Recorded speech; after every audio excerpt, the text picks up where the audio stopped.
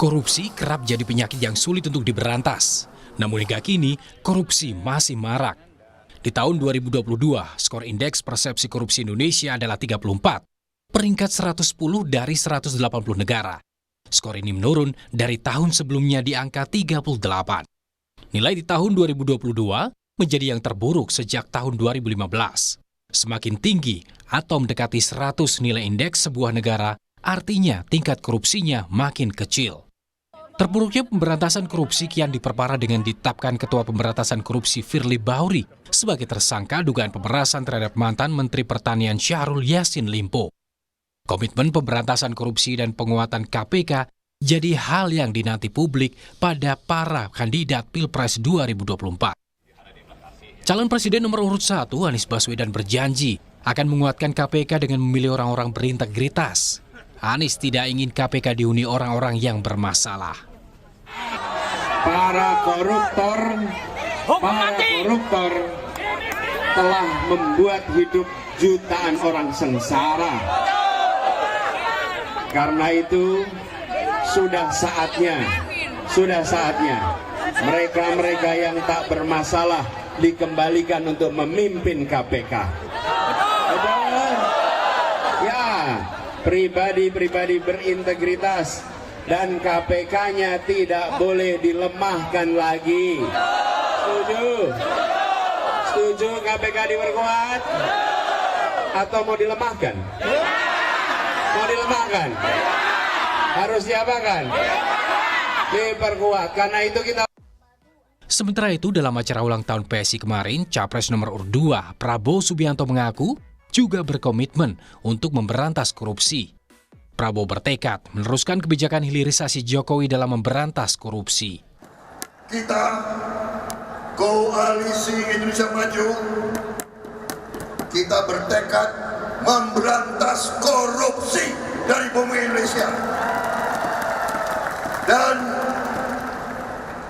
kebijakan Pak Jokowi untuk hilirisasi, kita tidak mau lagi mengizinkan bahan-bahan kita, sumber alam kita tidak mau izinkan lagi dijual murah ke bangsa asing, saudara sekalian. Tidak boleh. Semua sumber alam kita harus diolah di Indonesia. Pasangan nomor urut 3 Ganjar Pranowo Mahfud MD berkomitmen mengejar siapapun yang memakan uang rakyat. Bersama Ganjar, Mahfud MD mengklaim akan menjadi peluru tak terkendali untuk berantas korupsi. Terkait pencegahan dan pemberantasan korupsi, 3 hal yang ditekankan oleh Ganjar Mahfud. Siapa makan uang rakyat, kami kejar. Hati-hati bahwa kami adalah peluru tak terkendali untuk melibas korupsi. Karena kami bersih dan berani, maka koruptor pun menjadi ngeri. Setiap paslon mencantumkan strategi pemberantasan korupsi dalam dokumen visi misi masing-masing. Dalam visi misinya, pasangan Anies Muhaimin bertekad mengembalikan independensi KPK, memperkuat sinergi KPK dengan penegakan hukum lain, hingga memasukkan budaya anti korupsi dalam kurikulum pendidikan nasional. Paslon nomor urut 2 Prabowo Gibran akan memprioritaskan pemberantasan korupsi di sektor terkait hajat hidup orang banyak. Kemudian menjadikan KPK pusat pemberantasan korupsi yang bersifat preventif, serta berjanji tidak mengintervensi penegak hukum. Sementara itu, pasangan Ganjar Mahfud akan perkuat sinergi KPK, Kejaksaan dan Polri, lalu percepat dukungan teknologi informasi untuk pemberantasan korupsi hingga mempercepat RUU perampasan aset. Menurut peneliti Indonesia Corruption Watch ICW, tantangan bagi para capres-capres adalah bagaimana sikap terhadap partai pengusung jika tak sepakat dengan penguatan KPK.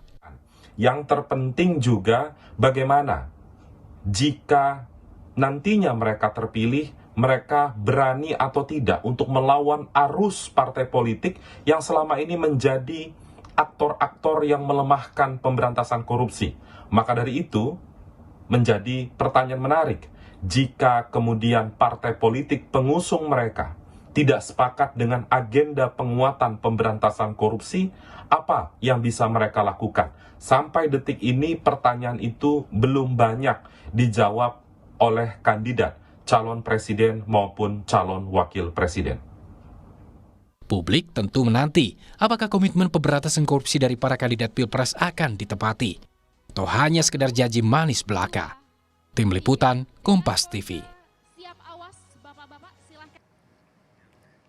Seperti apa komitmen para kandidat Pilpres 2024 soal penguatan KPK dalam memberantas korupsi? Kita bahas bersama Taufik Basari, penasihat tim hukum Anies Muhaimin, lalu ada Habibur Rahman dari tim TKN Prabowo Gibran, Bung Roni Talapesi, Jubir TPN Ganjar Mahfud, dan Danang Widoyoko, Sekjen Transparency International Indonesia. Selamat malam, Bapak-Bapak, Mas. Selamat malam. Selamat malam. Selamat malam. Saya akan menggali soal ini, terutama jelang debat perdana nanti. Saya mulai dari berkaca pada indeks persepsi korupsi kita terendah sejak 2015. Diperparah juga dengan kasus ketua KPK nonaktif yang kini jadi tersangka pemerasan. Apa sebenarnya komitmen masing-masing paslon untuk pemberantasan korupsi yang real, yang logis, yang bisa strategis diterapkan? Dari mulai Bung Tobas, silakan. Ya, kalau kita lihat dari indeks persepsi korupsi kan terus menurun ya. Ini adalah yang paling terbawah ya yang kita pernah alami. Ya. Dan kemudian kita tentu butuh agar kita bisa mengalami kenaikan kembali. Nah, oleh karena itu salah satu yang memang didorong adalah penguatan terhadap KPK. Ya, bicara soal penguatan KPK ini bukan bicara soal akan ya kalau untuk Mas Anies ya. Mas Anies ini sejak dahulu memang punya rekam jejak terlibat di dalam advokasi untuk pemberantasan korupsi ya. Mas Anies ini adalah inisiator dari GERAM, Gerakan Rakyat Anti Mafia Hukum, ketika ada kasus Gayus, kemudian terlibat di dalam tim 8 ketika kasus Cicak Buaya. Ketika menjadi rektor juga beliau mewajibkan para mahasiswanya untuk ikut dalam mata kuliah hukum, mata kuliah dasar umum ya, untuk anti korupsi di Paramadina. Nah, jadi dari rekam jejak ini sudah jelas bahwa Mas Anies punya cara-cara ya bagaimana kemudian kita ingin memastikan KPK menjadi kuat dan itu akan dijaga oleh pemerintah supaya menjadi kuat dengan tidak juga mengintervensi ya proses penegakan hukum dan kemudian juga memastikan bahwa ada kerjasama yang baik antara KPK dengan instansi penegak hukum lainnya karena memang tidak bisa sendiri ya KPK untuk bekerja. Dan selanjutnya juga kita juga mendorong percepatan untuk pembahasan RUU Perampasan Aset sebagai salah satu alat ya untuk kita bisa memajukan kembali indeks persepsi korupsi kita ya supaya ada kepercayaan masyarakat bahwa ada niatan yang baik dari negara untuk juga memiskinkan para koruptor ini. Kalau dari Bung Habib apa langkah strategis dan regulasinya juga? Ya, kita jelas di Astacita ke-7 ya, memperkuat reformasi politik, hukum, dan birokrasi, serta memperkuat pencegahan dan pemberantasan korupsi. Nah, strateginya kami tentu tidak hanya memperkuat KPK, tapi juga memperkuat dua institusi lain yang memberantas korupsi, yaitu Kejaksaan dan Kepolisian. Kita lihat bahwa belakangan Kejaksaan juga menunjukkan prestasi yang luar biasa. Tahun 2022 saja Kejaksaan mengembalikan kerugian keuangan negara sekitar 21 triliun rupiah ya. Juga Kepolisian ya. Jadi strateginya yang paling penting adalah bagi kami ada 3 treatment. Yang pertama adalah edukasi ya. Bagaimana kita mengedukasi masyarakat soal pentingnya pemberantasan korupsi ini dan mendeteksi perbuatan-perbuatan apa saja yang memang masuk ke ranah tindak pidana korupsi sejak dini ya. Kemudian juga pencegahan, bagaimana kerja-kerja di eksekutif ya bisa diawasi secara ketat sehingga bisa mencegah terjadinya penyimpangan-penyimpangan. Dan yang penting juga ya, tak kalah pentingnya adalah penindakan. Nah, 3 hal tersebut, edukasi, pencegahan, dan penindakan itu kita dorong untuk simultan dilakukan bersamaan dan semuanya diprioritaskan sehingga hasil akhirnya juga adalah kita tidak hanya memenjarakan orang ya, kami ulangi, tidak hanya memenjarakan orang tetapi bagaimana memaksimalkan aset recovery ya atau penyelamatan dan pengembalian keuangan negara. Ini yang merupakan strategi utama kami ya dalam pemberantasan korupsi. Baik, kalau Bung Roni apa langkah konkretnya? Iya, kami pasangan dari Ganjar Mahfud adalah mewujudkan supremasi hukum dan sistem hukum nasional yang bersih, berkeadilan, dan progresif. Dan juga pun untuk khusus terhadap korupsi, kita lihat bahwa rekam jejak dari Pak Ganjar dan Pak Mahfud, Pak Ganjar di Jawa Tengah sudah melakukan program yaitu 29 desa anti korupsi. Jadi korupsi ini mulai dari tingkatan paling bawah, dari tingkatan desa. Kemudian kalau Pak Mahfud kita lihat banyak perkara-perkara korupsi yang dikawal sama beliau. Salah satu contohnya Asabri ketika berhadapan dengan oknum tentara, beliau juga pun ikut mengawal kasus korupsi dan masih banyak kasus korupsi yang lainnya. Dan buat kami adalah pemberantasan korupsi ini adalah program prioritas dari kami karena kami melihat bahwa akar permasalahan dari bangsa ini adalah korupsi. Kemudian kita akan jangka pendeknya adalah soal rekrutmen sumber SDM yang bersih, akuntabel, dan bebas dari korupsi agar menempati posisi-posisi jabatan strategis. Dan untuk jangka panjangnya adalah kita memperkuat peran dari lembaga penegak hukum seperti KPK, Polri atau Kejaksaan, dan juga pun yang menarik yang disampaikan oleh Pak Mahfud adalah kita akan menegakkan hukum secara tegas dan menghukum dan dengan sanksi yang maksimal untuk tindak kejahatan korupsi. Kalau yang disampaikan oleh Pak Ganjar kemarin adalah mengirimkan mereka ke Nusa Kambangan supaya ada efek jera untuk para koruptor. Kalau Bung Danang, tampaknya pemberantasan korupsi, penguatan KPK ini ada di visi misi masing-masing paslon. Tapi apa sih sebenarnya yang masih kurang atau yang masih belum strategis untuk menjawab permasalahan korupsi hari ini? Ya, saya kira ada satu hal penting yang agaknya masih kurang ya sebetulnya, bahwa penguatan KPK itu diperlukan. Sebetulnya tadi kan sudah disinggung, Ya. Firly Bahuri jadi tersangka dan ada banyak tokoh sosok yang bermasalah menjadi pimpinan KPK. Jadi saya kira penguatan KPK itu menjadi agenda penting ya, dan itu mestinya bukan ini ya, karena beberapa visi misi itu menempatkannya penguatan KPK dan lain-lain gitu kan, dan polisi dan kejaksaan dan kehakiman.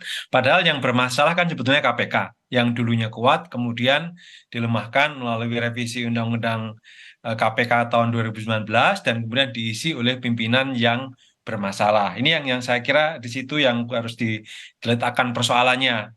Kemudian yang kedua terkait juga dengan misalnya tadi RUU perampasan aset, dan ini sebenarnya sangat dibutuhkan untuk aset recovery. Tetapi saya kira sebagai sebuah janji politik itu sangat bagus sekali, tapi kan ini sebenarnya kita tidak perlu menunggu sampai Pilpres selesai dan presiden baru dilantik. Tapi rekan-rekan DPR ini rekan-rekan saya DPR ini kok nggak maju-maju nih RUU perampasan aset. Jadi saya kira kita tidak bisa melepaskan sebetulnya visi misi dan janji calon presiden dengan kinerja partai politik pengusungnya itu.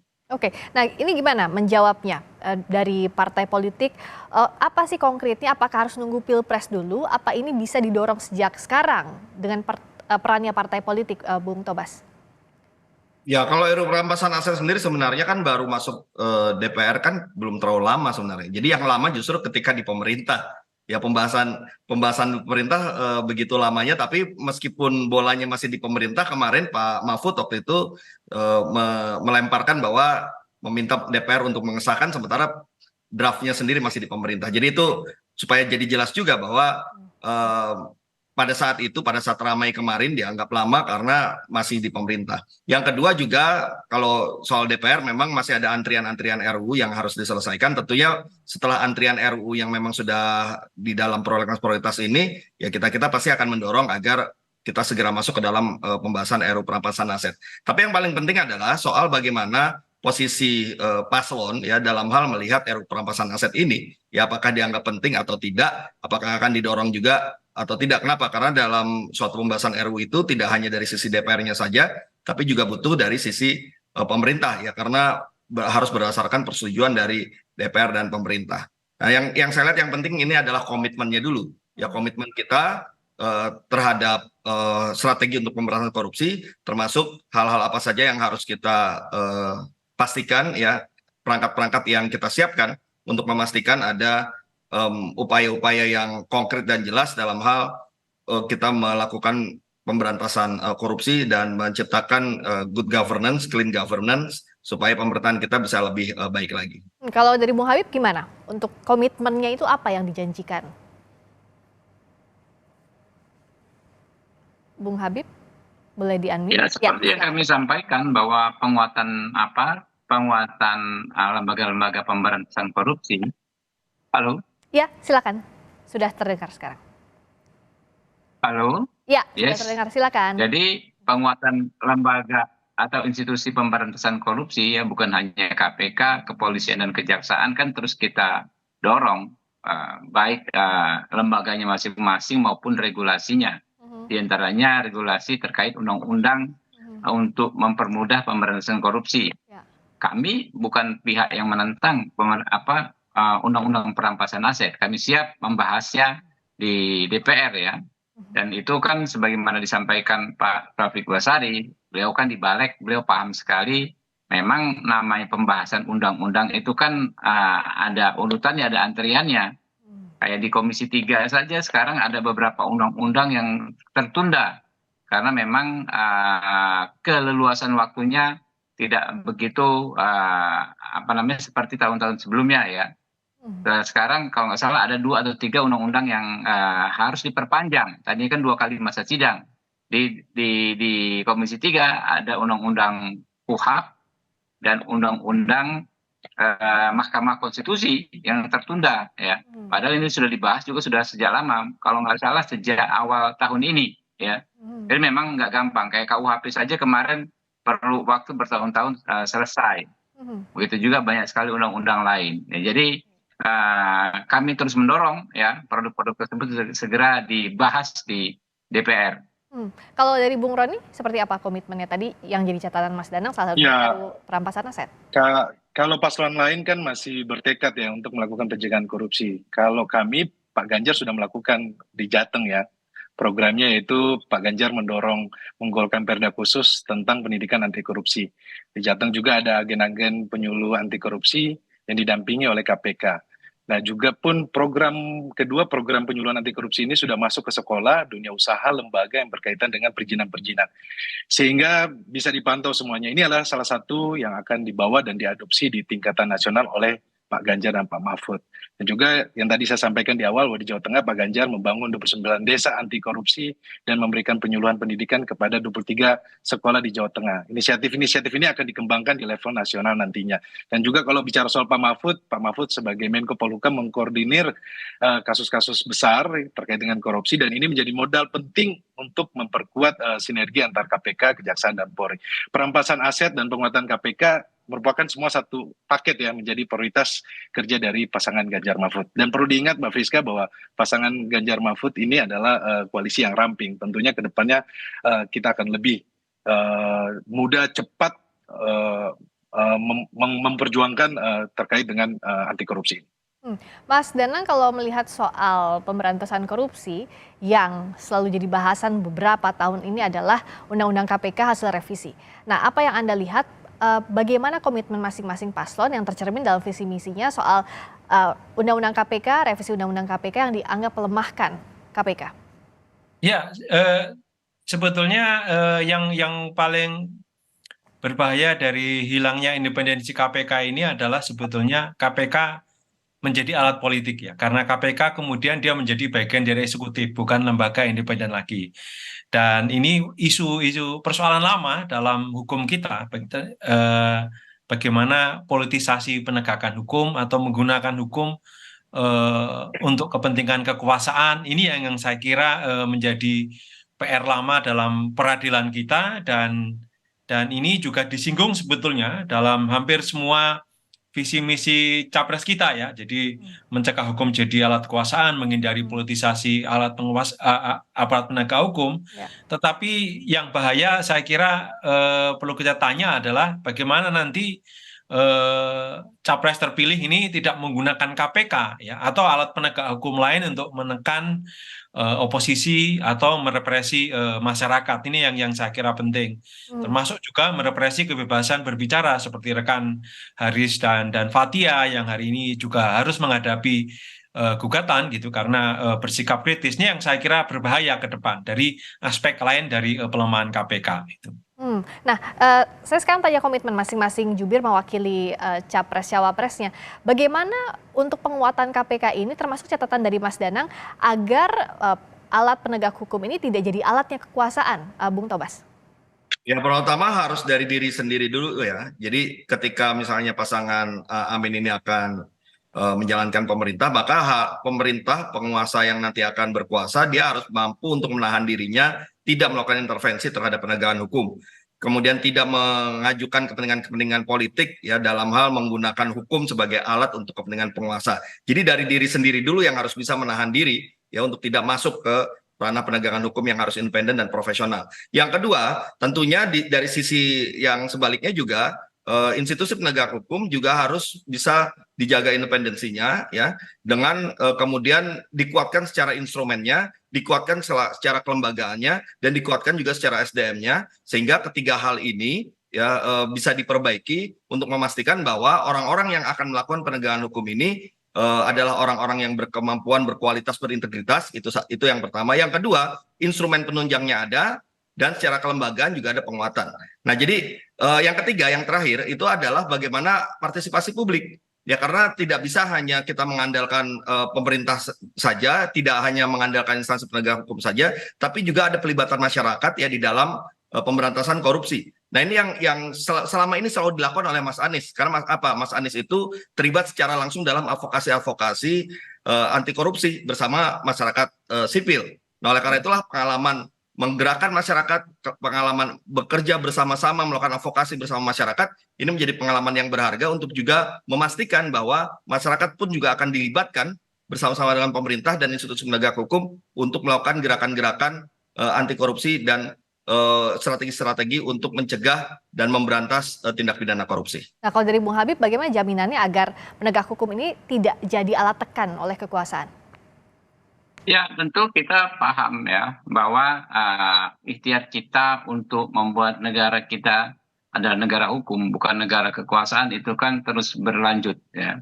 Di era pemerintahan Pak Jokowi ada satu hal besar yang kita lakukan bersama-sama ya, adalah membuat KUHP baru ya. KUHP baru ini mengandung banyak hal-hal positif ya, misalnya konsep yang mengacu kepada restoratif justice ya.